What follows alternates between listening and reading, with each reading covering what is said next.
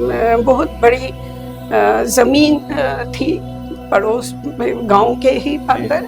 वहाँ पर पूरा खोद दिया था, वो बड़ा सा खड्डा खोद दिया था, सारी बॉडीज़ को उसमें डाल दिया था कुछ दिनों के लिए। फिर वो वापस आके अलग अलग वो पाइल्स बनाए थे और 4-4, 5-5 का दाह संस्कार किया था उन्होंने।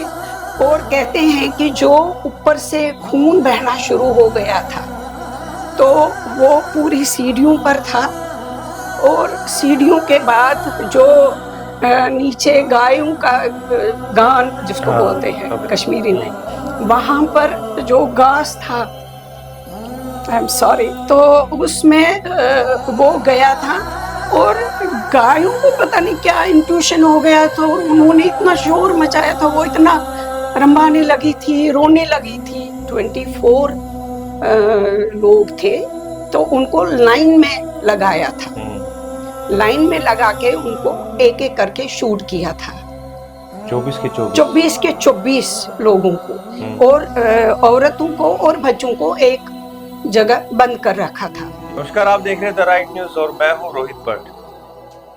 कश्मीरी पंडितों के अब तक देखा जाए तो 7 पलायन हो चुके हैं और हर पलायन की एक अलग अलग गाथा है। कितना दुख झेला है कश्मीरी पंडित समाज में, उसे आप सब अवगत हैं, आप सब जानते हैं। अगर हम बात करें 1947 कबाली हमला जो हुआ था, उस सिलसिले में हम शुरुआत करेंगे। हमारे साथ बात करने के लिए बेला जलाली जी हैं, जो कि स्पेशली पूना से आए हुए हैं अभी हमारे स्टूडियो में। मैं आपका धन्यवाद करता हूं कि आपने टाइम निकाला, क्योंकि इतना प्यार हमें समाज से मिल रहा है। आपने इतने प्यार से मुझे बुलाया था हमारे लिए रखना एक दिन, तो इसलिए मैं मना कैसे कर लेती। जी, बहुत बहुत धन्यवाद आपका। हम जानना चाहेंगे कि जब हमने पूना में आपसे बात की थी तो एक शब्द आपने बोला था 1947 के बारे में, कबाली हमला जो हुआ था उसके बारे में, कि आपके जो रिलेटिव्स हैं, आपके भाई थे, जो मामा जी थे, और पूरे गांव को क्या, मैं खुद नहीं बताना चाहूंगा, मैं आपसे जानना चाहूंगा उस टाइम हुआ क्या। एक्चुअली क्या वो 15 अगस्त को हमारा ये इंडिपेंडेंस हुआ था, उसके बाद फिर कबालियों ने हमला किया था अक्टूबर के मंथ में। तो अक्टूबर के मंथ में तब तक गाँव में इतना कुछ रहता नहीं था कि हम अंग्रेज़ों के अंडर है या हम मुगल्स के अंडर है या क्या है, इतना कुछ। अब उनका अपना गांव की खेती और वो उसे मतलब रहता था। लेकिन जब वो आए तो वो बारामूला साइड से ज़्यादातर वहाँ से हमला हो गया। तो मेरा जो नानी का घर है वो बारामूला साइड से ही बीच में रोड पर, जब श्रीनगर आते हैं बारामूला से, तो वो बीच में एक गांव पड़ता है, उसके नज़दीक में पटन है, पलहालन है, और मेरे मातामाल का नाम चंदरहोम है। अच्छा। तो वो चंदरहोम, गोशबुक, वो एक नज़दीक में ही है। तो उन्होंने ये जो मेन रोड है, मेन रोड से 1-2 किलोमीटर, अब हम चल के जाते थे, इतना कुछ आइडिया, छोटी ही थी मैं, तो हम जाते थे, लेकिन इतना कुछ आइडिया नहीं कितना है, लेकिन कम से कम 1.5-2 किलोमीटर होगा। तो वो मतलब मेन रोड से भी इतना अंदर तक गाँवों में आ गए थे। तो जो भी गाँव के गाँव जो भी इस रोड पर आते थे, पटन भी उसमें आता है, पलालन भी आता है, चंद्रहोम भी आता है, और भी कई गांव जो मुझे या पता नहीं है। तो उसमें से एक जो मेरा मातामाल था, मेरी नानी का घर था, जितने भी वहां पर हिंदू लोग थे उनको पता चल गया था कि यहाँ पर कबालीज आ रहे हैं। तो वो एक ही घर के ऊपर मैं ऊपर जो रहता था ना, ब्ररकनी टाइप का, हाँ, तो उसमें छुप के रह गए थे। जब वो वहां आए तो उनको दिखे नहीं, तो जो मैंने सुना है, जो बोल रहे हैं कि वो वापस निकलने लगे थे। तो फिर एक गांव का आदमी था, उसने बोला था कि वो इस घर, क्योंकि वो वहां पर हमारा पूरा मोहल्ले में कजिन्स भी थे, मतलब जो हमारे कजिन्स नहीं थे वो भी थे, पूरे मोहल्ला था, लेकिन जो हमारे कजिन्स थे तो वो सारे गांव, पूरे गांव के ही मर्द ऊपर थे। तो उसने बोला था कि वो आप इस वाले घर में जाओ, और उस वाले घर में जो ऊपर है वो ब्ररकनी है, उसमें जाओ और उसमें वो है। तो वो उस घर में गए थे, ऊपर से सारे लोगों को कनी पर लाया था, जो ऊपर का फ्लोर रहता है। तो वो जो ब्ररकनी होता है वो एटिक जिसको बोलते हैं, तो ये एटिक के नीचे वाला कनी था। वहां पर उन्होंने सबको लाइन में लगा लिया। 24 लोग थे 24 जो मर्द थे, जी जी, जेंट्स जो थे 24 लोग थे। तो उनको लाइन में लगाया था, लाइन में लगा के उनको एक एक करके शूट किया था, 24 के 24 लोगों को। और औरतों को और बच्चों को एक जगह बंद कर रखा था, ताकि वो चिल्लाए नहीं, शोर नहीं करे या कुछ नहीं करे। उसके बाद उसमें से एक जो हमारे पड़ोसी थे, तो उसने क्या किया था, उसने ऐसे लगाया था कि जैसे वो मर गया है, लेकिन वो मरा नहीं था। उसको कश्मीरी में डांब बोलते हैं ना, डांब बोलते हैं लोग मुतर। तो उसने ऐसे किया था कि वो उसको बंदूक से ऐसे धक्का दे रहे थे, तो वो जैसे बॉडी हिलेगी उस टाइप से वो हिल रहा था। सिर्फ वो एक हमारा पड़ोसी रह गया था, और बाकी जो मेल थे वो 8 साल के ऊपर कोई भी नहीं था, बाकी सब मर गए थे। और कहते हैं कि जो ऊपर से खून बहना शुरू हो गया था, तो वो पूरी सीढ़ियों पर था, और सीढ़ियों के बाद जो नीचे गायों का गान जिसको बोलते हैं कश्मीरी में, वहां पर जो घास था, आई एम सॉरी, नहीं आई कैन अंडरस्टैंड, मैं खुद भी भावुक हो रहा हूँ, क्योंकि मैं समझ सकता हूँ कि कितना पीड़ादायक ये एपिसोड है जो आप सुना रहे हैं। तो उसमें वो गया था, और गायों को पता नहीं क्या इंट्यूशन हो गया था, और उन्होंने इतना शोर मचाया था, वो इतना रंभाने लगी थी, रोने लगी थी सारी गायें। तो वो चले गए, वो लोग सब जितना उनसे हो सका, जो उनको लगा कि लूटने लायक होगा, वो लोग चले गए। पर उन्होंने ऐसा बोला था कि हम वापस आएंगे, क्योंकि जो 89-90 में उनका स्लोगन था, हम बनाएंगे पाकिस्तान बटो रोस्त बटने सान, उनका भी वही इंटेंशन था। अभी ये क्योंकि उनको अभी दूसरे गांव में मारने जाना था, लेकिन उन्होंने आधा काम किया हुआ था, ये पूरा काम नहीं था। उसके बाद जो हमारे पड़ोसी थे वो आए, वो दुख प्रकट करने, वो ये करने, लेकिन जितना हो सका उतना उन्होंने लूट लिया घरों को ले। अभी और है, अभी पूरा नहीं हुआ। घरों को लूट लिया, और वो अगले दिन या शाम को, या मुझे एग्जैक्ट पता नहीं है, वो वापस आए, कबालीज वापस आए। वो यहाँ की मैक्सिमम औरतों को जो जो दिख गए, बच्चों के साथ ले गए साथ में, और बारामूला में एक बहुत बड़ा कमरा, हॉल जैसा कमरा था, वहां उनको रख दिया। वहां रखने के बाद उनके बच्चे रो रहे हैं, दूध पीते बच्चे हैं। अब माएँ उनका दबा रही है, मुंह दबा रही है कि रो मत, आवाज मत करो। तो उनका अब प्लान था कि नेक्स्ट डे इनको बॉर्डर क्रॉस करेंगे, लेकिन अभी ये बारामूला मतलब अपने ही कंट्री में थे, बॉर्डर के अंदर थे। रात अगले दिन इनको करना था, रात आई, वहां पर इन्होंने एक गार्ड रखा था इनको देखने के लिए कि कहीं उसको दिया होगा खाना वाना, I don't know about that, लेकिन उसको बोला था कि ये तुम इसकी देखभाल करना, हम कल सुबह आके इनको ले जाएंगे।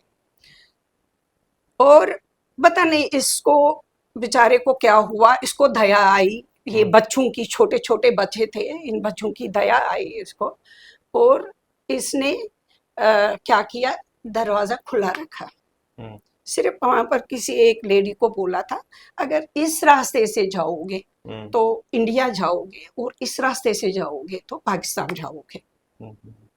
और वो सारी लेडीज बच्चों को लेके अंधेरे में रात भर बच्चों को लेके चलती रही, और इंडिया के साइड में उसने दिखाया था इस रास्ते से जाना। फिर पता नहीं कितने दिन वो चले हैं, खेतों में से, गाँवों में से, इसमें से, और अपने गांव वापस पहुंचे हैं। और तब तक इनके पूरे घर खाली हो गए थे, बिल्कुल उनके घर में एक बर्तन नहीं था रखने के लिए। अब पूरे गांव का मुझे नहीं पता है, लेकिन जो मेरी नानी का घर था, हाँ, जो वो उसकी आप लोग बात कर रहे फिर, हैं। हाँ, इसके बाद क्या हुआ बीच में कि वो इंडियन फोर्स आ गया, तो तब थोड़ा सा वो शांत हो गया जब ये सब ये कर दिया उन्होंने। तो उसके बाद कुछ गांव के, दूसरे गांव के या सिटी शहर के हाँ। भी कुछ जो लीडर्स टाइप के लोग थे, और उसमें एक मेरे डैडी साथ में थे। जी। हम भी हमारे गांव से भाग गए थे। हमारा गांव पड़ता है शादीपोरा के सामने, उसको त्रिगाम बोलते हैं। अच्छा। तो मेरी जो फैमिली है उसमें मेरे दो, एक भाई और एक बहन तब पैदा हुए थे, काफी बड़े है मेरे से वो। तो वो भी बच्चों को लेके भाग गए थे वहां से। लेकिन हम श्रीनगर आए हुए थे, मतलब एक दिन पहले ही पहुंच गए थे, तो इसलिए हमारा मतलब जान किसी बच की गई। नहीं, फैमिली की जान नहीं गई थी। लेकिन फिर डैडी और वो लीडर्स सब गए थे वहां पर। उन्होंने एक बहुत बड़ी जमीन थी पड़ोस गांव के ही अंदर, वहां पर पूरा खोद दिया था, वो बड़ा सा खड्डा खोद दिया था, सारी बॉडीज को उसमें डाल दिया था कुछ दिनों के लिए। फिर वो वापस आके अलग अलग वो पाइल्स बनाए थे, और 4-4, 5-5 का दाह संस्कार किया था उन्होंने अलग अलग। उनको मतलब एक पर एक भी नहीं, इतना भी दिमाग उनको काम नहीं कर रहा था कि एक फाइल पर एक रख जाते। वो कहते थे कि क्योंकि बॉडियां सड़ने लगी थी तब तक, तो उन्होंने उनका फिर दाह संस्कार किया। फिर जो वो एरिया था, तो वो एरिया को हम दबखड़ ही बोलते थे, नाम ही उसका। वो अब नो मैंस लैंड बन गया था। हम बच्चों को समझ में नहीं आता था तब दबखड़ क्या है, वहां जाते थे, खेलते थे, लेकिन वो नो मैंस लैंड था। पूरे गांव, उसमें गांव में हिंदू या मुसलमान कोई उसको ये नहीं करता था कि ये हमारा है, क्लेम नहीं करता था कि ये हमारा है। और वो सब करने के बाद वो वापस चले गए थे। और जो मेरी नानी और उसके 3 बच्चे थे, 3 बेटे थे, और एक बेटी उनकी पेट में थी। बहुत सारी लेडीज के प्रेग्नेंट थी उसमें से। तो वो फिर 1-1.5 साल या पता नहीं क्या श्रीनगर करण नगर में एक मकान में रह रहे थे। फिर हेल्प उधर इधर से हो गया, और फाइनली अब गांव जाना ही पड़ा। करेंगे क्या, यहाँ किराया कैसे दे देंगे। वो मैं सोच रही हूँ उस लेडी का, उसने कैसे, जब उसका पूरा ये था, हस्बैंड नहीं था, पूरे घर के लोग नहीं थे, और तब शादियां भी कितनी यंग एज में करते थे ना। तो जो मेरे 2 मामा थे वो तो और भी छोटे थे, वो 22-23 साल के। मेरी माँ कभी नहीं बोलती थी कि ये नाम उनका, वो बड़ा वाला, बीच वाला, छोटा वाला, ऐसे ही उनको बुलाती थी। पहले तो वो बोल ही नहीं पाती थी, क्योंकि उनको इतना तकलीफ हो, फिर कभी उबर नहीं पाई वो हमेशा। फिर जब तक वो मैं मैट्रिक 10th में थी तब उनकी डेथ हो गई, तब तक वो हमेशा बीमार रही है, जब तक कि उनकी डेथ नहीं हो गई। बहुत ज्यादा बीमार, वो हर बारी हॉस्पिटल में होती थी, लेकिन उसको यही एक सुराख था, छेद था दिल में। हाँ, मुझे लगता है कि मैं खुद स्पीचलेस हो गया हूँ। मैं अब कुछ बोल नहीं पा रहा हूँ। अभी जो इन्होंने बात बोली, कितना ही डरावना ये मंजर रहा होगा 1947 में।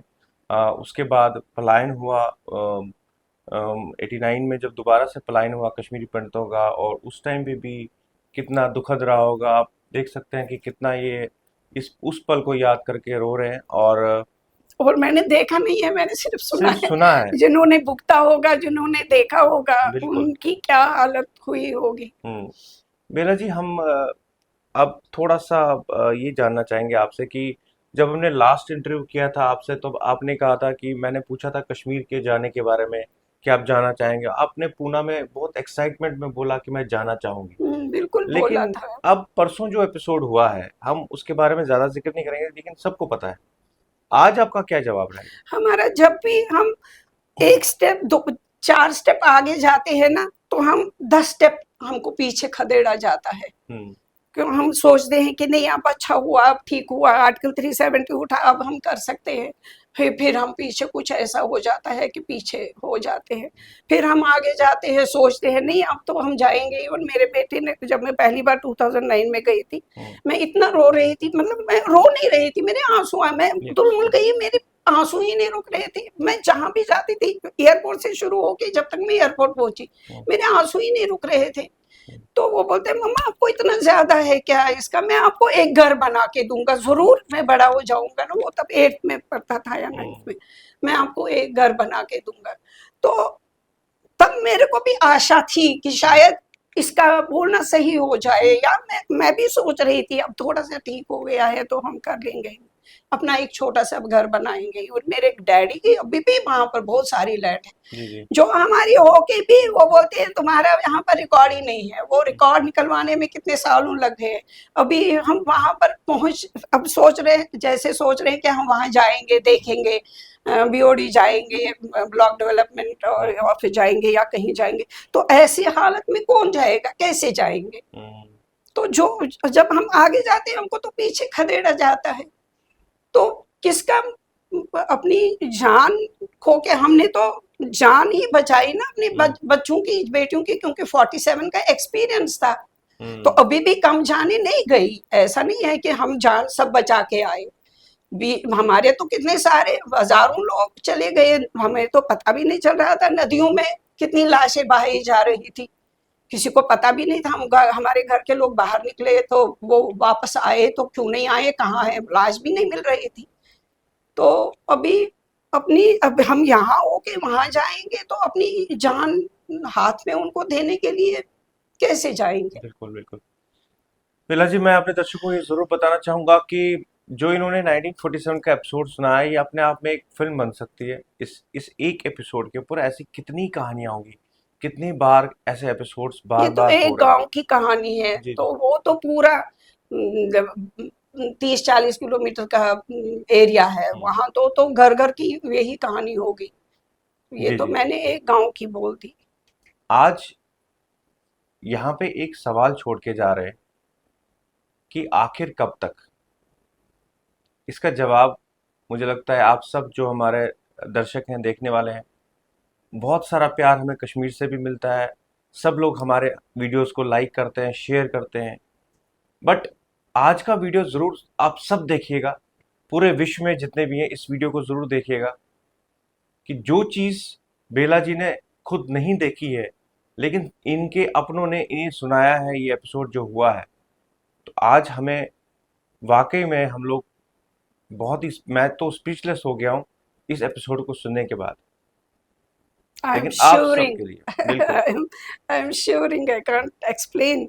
मैं कहती थी बिफोर वंदहामा इट वाज चंदरहामा, लेकिन आफ्टर दैट पहलगाम में तो उसे भी ज्यादा हो गया। इससे हम क्या सोच सकते हैं, क्या कर सकते हैं। बिल्कुल बेला जी, मैं ये सवाल ज़रूर सबके लिए छोड़ के जा रहा हूँ। आप ज़रूर कमेंट बॉक्स में लिखिएगा, इस वीडियो को शेयर कीजिएगा, और बहुत जल्द फिर आपसे मिलते हैं। बहुत बहुत धन्यवाद आपका, आप यहाँ पे आए। वीडियो जर्नलिस्ट कामाक्षी डोगरा के साथ मैं रोहित भट्ट, देखते रहिए द राइट न्यूज़।